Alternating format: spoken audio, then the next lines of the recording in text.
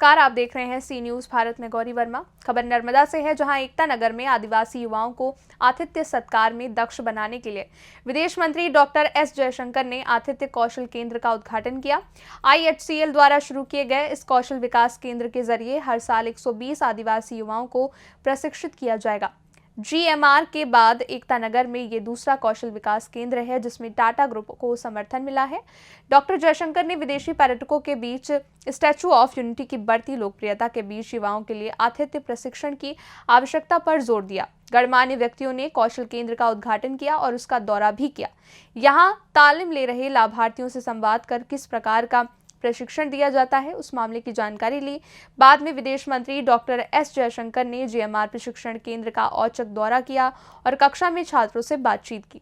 एकता नगर में आयोजित उद्घाटन कार्यक्रम के दौरान विदेश मंत्री डॉक्टर जयशंकर ने कहा कि स्टैचू ऑफ यूनिटी के व्यापक विकास में प्रधानमंत्री नरेंद्र भाई मोदी का विजन महत्वपूर्ण है। उन्होंने क्या कहा, आइए सुनाते हैं।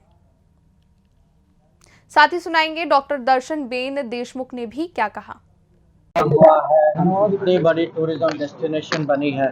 पहले अगल बगल के लोग आते थे, अब पूरे देश के लोग आते हैं यहाँ। अब लोग आते हैं यहाँ तो कम से कम 1 रात 2 रात तो रुकना भी चाहते हैं और चाहते हैं कि होटल बने, सुविधा हो। तो हमारी जिम्मेदारी है कि हम प्रोत्साहित करें होटल ग्रुप्स को, टूरिज़्म जो भी सुविधा लोगों को चाहिए कि जितना जल्द से जल्द वो बने, टूरिज़्म बढ़ेगी।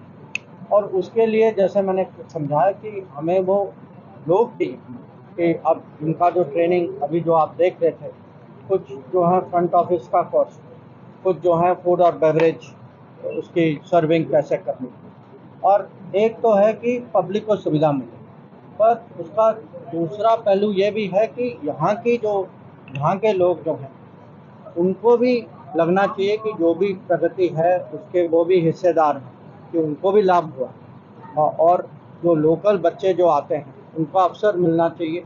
और हम बहुत खुशी की बात है जो मेरे साथी जो आज रोज एकता नगरना वागड़िया गाम खाते IHCL ના દ્વારા એક હોસ્પિટાલિટી સ્કિલ સેન્ટરનું ઉદ્ઘાટન કરવામાં આવ્યું, જેમાં આપણા વિદેશ મંત્રી શ્રી ડૉક્ટર S જયશંકર દ્વારા કાર્યક્રમનું ઉદ્ઘાટન કરવામાં આવ્યું. અને આ હોસ્પિટાલિટી સ્કિલ સેન્ટરમાં આ જ વિસ્તારના અનેક આપણા યુવાન મિત્રો અને યુવતીઓ કે જેઓ આ વિસ્તારમાં જ રહે છે, કે જેવા કે કોઠી છે, વાગડિયા છે, કેવડિયા ગામ છે, ભાદરવા છે, ભાણદરા છે, ધામદરા છે, આ બધા જ ગામોમાંથી 30 જેટલી આખી ટીમ બની છે. અને ટીમમાં એમને ફૂડ એન્ડ બેવરેજીસ અને એમને રિસેપ્શન સેન્ટર પર કેવી રીતના કામ કરવાનું એ માટેનું આખું આ તાલીમ આપવામાં આવશે. અને આ તાલીમ દ્વારા આ લોકોને અહીંની જે તાતા ગ્રુપમાંથી અને જે વિવાંતા તાજ ગ્રુપની જે હોટલ બની રહી છે, કે જે જિંજર હોટલ અને વિવાંતા હોટલ બની રહી છે, એમાં આ લોકોને એક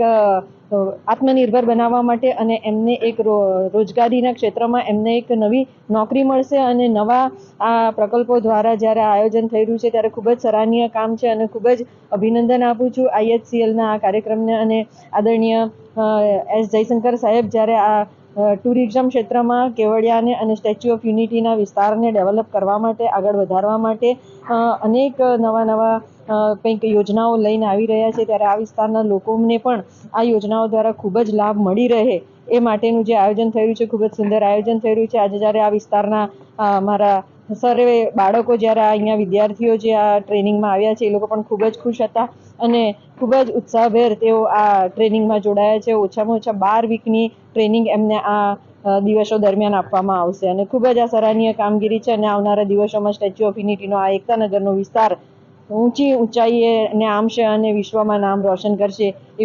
नर्मदा से सी न्यूज संवाददाता वसीम मेमन की रिपोर्ट।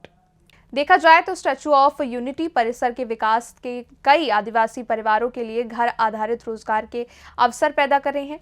पैसे कमाने से उनकी जिंदगी में काफी बदलाव आया है और ये देखा जा सकता है। आदिवासी क्षेत्र में इतना महत्वपूर्ण पर्यटन स्थल होने के कारण होटल उद्योग फल फूल रहा है।